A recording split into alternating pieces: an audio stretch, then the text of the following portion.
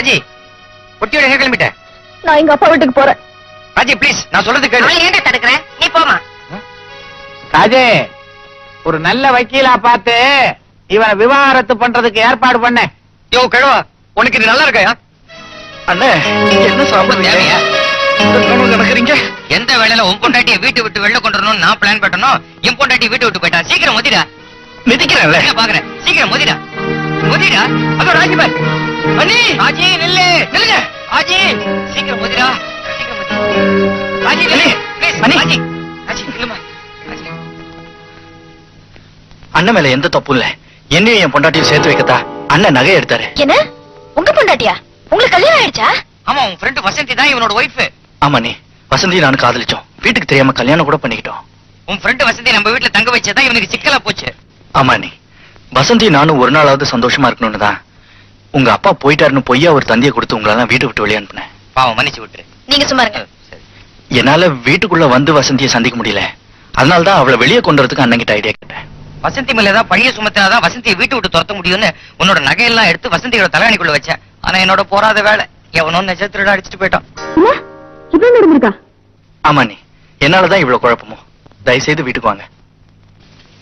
அவசரப்பட்டு நான் உங்களை தப்பா புரிஞ்சுக்கிட்டேன், என்ன மன்னிச்சிருங்க. பரவாயில்ல, இப்போது உண்மையை புரிஞ்சுக்கிட்டிய. வசந்தியோட புருஷன் யாரோன்னு எங்க அப்பா அம்மா நினைச்சிட்டு இருக்காங்க. அது யாரோ இல்ல, இவன் தான் வசந்தியோட புருஷங்கிற விஷயத்தை வீட்டுல போய் சொல்லிட்டான். வா போலாம். ஷாபாஷ். சாதாரண ஒரு நெகட்டிவ் விஷயத்துக்காக என்ன துவைச்சு எடுத்துட்டல்ல. பட்டப்பகலில் இளம்பெண் கடத்தல். அண்ணா நகரில் நேற்று நடந்த ஒரு துணிகரமான சம்பவம் பின்வருமாறு. நேற்று பட்டப்பகலில் ஒரு டிப்டாப் ஆசாமி அண்ணா நகரில் ஒரு வீட்டிற்குள் நுழைந்தான். அப்போது வீட்டுக்கு சொந்தக்காரர் ஊஞ்சலில் ஆடிக்கொண்டு மும்மரமாக பேப்பர் படித்துக் கொண்டிருந்தார். இதையே தனக்கு சாதகமாக பயன்படுத்திக் கொண்டு டிப்டாப் ஆசாமி மெதுவாக மாடிப்படிகளில் ஏறினான். மாடியில் உட்கார்ந்து துணி தைத்துக் கொண்டிருந்த அந்த பெண்ணிடம், அம்மா, என்னுடைய பர்த்டே பார்ட்டியில் உங்கள் கணவர் மது அருந்தி மயக்க நிலையில் வாந்தி எடுத்தபடி இருப்பதால் வீட்டில் உள்ள மற்றவர்கள் யாரிடமும் சொல்லாமல் தங்களை மட்டும் அழைத்து வர சொன்னதாக சொல்ல, அந்த பெண்ணும் அதை நம்பி பலியாடாக அவனை பின்தொடர்ந்தாள். அப்போதும் வீட்டுக்கு சொந்தக்காரர் பேப்பர் படித்தபடியே இருந்தார். பரதேசி பையன். அப்படி அந்த பத்திரிகையில என்னதான் படிச்சிருப்பான்? அக்கம் பக்கத்துல யாரு போறாங்கன்னு பார்க்க வேணாம்? இவெல்லாம் ஒரு மனுஷனா? இவன்கள் எல்லாம் அதே பேப்பர்ல சுத்தி கொன்னாலும் தப்பு இல்லை. ஆனால் விதி வீட்டுக்கார அம்மாள் ரூபத்தில் வந்தது. அந்த அம்மாவிடம் இருந்தும் டிப்டாப் ஆசாமி தப்பி விட்டான். இது பற்றி போலீஸ் புலன் விசாரிக்கிறது. என்னங்க விஷயம் தெரியுமா உங்களுக்கு? வசந்தியோட புருஷனுக்கு ஏதோ ஆக்சிடென்டா. அவளோட புருஷனோட ஃப்ரெண்ட் வந்து இப்பதான் அவளை கூட்டிட்டு போறான். எப்ப பார்த்தாலும் மூஞ்சியில மாவை கரைச்சு ஊத்திக்கிட்டு அடையாளம் தெரியாம அலையிறது, கண்ணு தெரியாம லாரியில மோதி இருப்பான். போகட்டும். டிரைவர், வண்டி அடியா.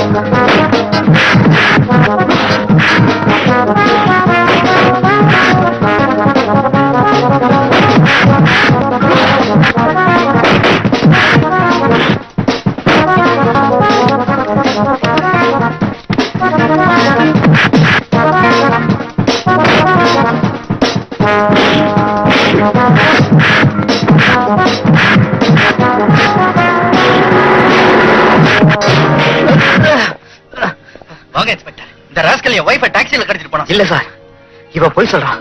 நான் என் ஒய்ஃபும் கார்ல வந்துட்டு இருக்கும்போது பின்னாடியே ஃபாலோ பண்ணிட்டு வந்து பொம்பு சண்டையில முதல்ல அந்த பொண்ணோட புருஷன் யாருங்கிறத ஸ்டேஷன்ல போய் முடிவு பண்ணிக்கலாம். முதல்ல வண்டியில இருங்க. ஆக ஓ மேலையும் புருஷன் மேலையும் இருந்த முன்விரோதம் காரணமா உன்னை கடத்திட்டு போய் இவ்வளவு குழப்பத்தை உண்டாக்கிருக்கலாம் அந்த ஆளு இல்லையா? ஆமா இன்ஸ்பெக்டர், அதனாலதான் எந்த தப்பும் செய்யாத என் புருஷன் லாக்அப்ல இருக்காரு. அவரை விட்டுடுங்க. நடந்த விஷயத்தெல்லாம் ஒரு கம்ப்ளைண்ட் எழுதி கொடுத்துட்டு உன் புருஷனை கூட்டிட்டு போமா. எங்க அந்த அயோக்கிய ராஸ்கல்? ரெண்டுல ஒண்ணு பாத்துறேன் இன்னைக்கு. யார் யாரு கும்பலா வந்து போலீஸ் ஸ்டேஷன்ல புகார் கொடுக்குறது? இது போலீஸ் ஸ்டேஷன் இல்ல வீடாயா? இன்ஸ்பெக்டர், இவங்கெல்லாம் எனக்கு வேண்டியவங்கதான். எனக்காக தான் இவங்க எல்லாம் வந்திருக்காங்க. நீங்க பயப்படுற அளவுக்கு எதுவும் நடக்கல. நல்ல நேரத்துல என் புருஷன் வந்து என்ன காப்பாத்திட்டாரு. ஒன்ன ஆபத்துல இருந்து அவன் காப்பாத்திட்டா, ஆனா அவன் இப்ப ஆபத்துல மாட்டிக்கிட்டானே. என்ன சொல்றீங்க? அப்ப ஆவேசமா இருக்காரு தெரியல. கிளைமேக்ஸ் பில்டப் ஆகுது, கவனி. இந்த பொண்ணு மாடியில குடியிருக்க வந்திருக்கான்னு தான் நினைச்சேன்.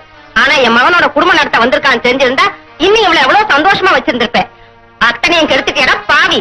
அப்பா, எனக்கு கல்யாணமான விஷயத்தை நான் உங்க 2 பேர்கிட்ட இருந்து மறைச்சதுக்கு காரணம் இந்த வசந்தி தான். வசந்தியா? அப்பா, நான் உங்க 2 பேரோட ஆசீர்வாதத்தோட தான் கல்யாணம் பண்ணிக்கணும்னு நினைச்சேன். ஆனா இந்த வசந்தி என்ன பண்ணிட்டா, மாமனார் மாமியார் இல்லாத பையனை தான் கல்யாணம் பண்ணிக்குவேன்னு சொல்லிட்டா. நான் என்ன பண்ணுவேன்? 1000 போய் சொல்லி ஒரு கல்யாணத்தை பண்ணலாம்னு சொல்லுவாங்க.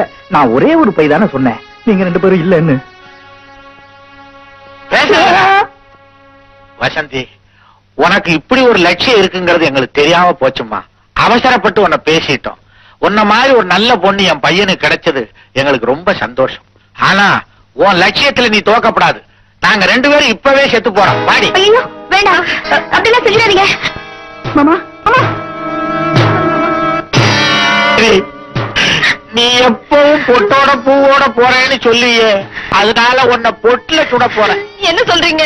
ஆமா பார்வதி, எப்பவும் எனக்கு முன்னாலேயே செத்து போவேன்னு சொல்லுவியா, அதனால உன்னை முன்னாடியே சுட போறேன். இத பாருங்க, என்னையும் சுட்டுட்டு நீங்களும் தற்கொலை பண்ணிப்பீங்கன்னு எனக்கு சத்தியம் பண்ணி கொடுங்க. துப்பாக்கி மேல சத்தியமா.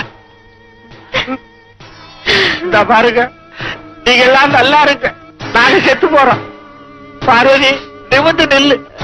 மாமா சொல்றதை கேளுங்க மாமா. அதே சுற்றாதீங்க மாமா. மாமா, இவ்வளவுக்கு நான் தான் காரணம். மாமனார் மாமியார் கொடுமையினால எங்க அக்கா இருந்ததுல இருந்து உலகத்துல இருக்கிற எல்லா மாமனார் மாமியாரும் கொடுமைக்காரங்களா தான் இருப்பாங்கன்னு நானா ஒரு தப்பு கணக்கு போட்டுட்டேன். ஆனா உங்களை மாதிரி ஒரு மாமனார் மாமியார் கிடைக்கிறதுக்கு உண்மையிலேயே நான் கொடுத்து வச்சிருக்கணும். தயவு செஞ்சு என்ன மன்னிச்சிருங்க. உங்க மருமகளா என்ன ஏத்துக்கங்க மாமா. உன்னை மருமகளா ஏத்துக்கிறோம், ஆனா எங்க முடிவை மாத்த முடியாது. நாங்க வர்றோம். பார்வதி, நிமிர்ந்து நில்லு. யாரு? நாளத்துக்கு உள்ள முடியும்.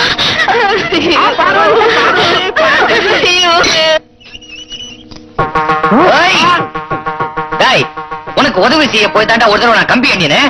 இப்ப அப்பாவிய லாக்கப்புக்குள்ள தள்ளிட்ட. குடும்பத்தையே போலீஸ் ஸ்டேஷன் கொண்டு வந்தவன நான் சும்மா விட மாட்டேன். அப்பா, பாக்கிய நான் பேசிடுறேன். ஒரு துரோகிய கொன்னதுனால தியாகிங்கிற பட்டம் கிடைக்கட்டும். ஒத்துங்க. அப்பா நகருங்க. அது அவனுக்காகவே தயாரிக்கப்பட்ட குண்டு. நகருங்க. ஒத்துங்க. கொஞ்சம் கேளுப்பா. அந்த தலையை விட மாட்டேன். நகருங்க. நகருங்க. நகருங்க.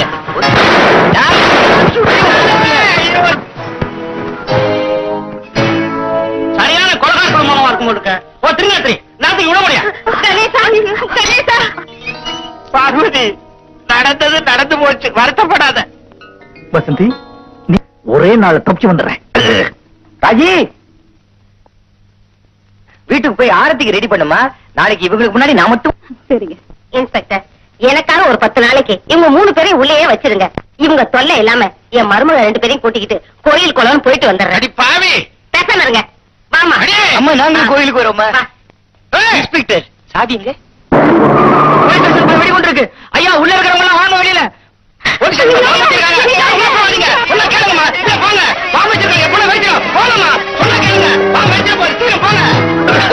ஐயோ அம்மா.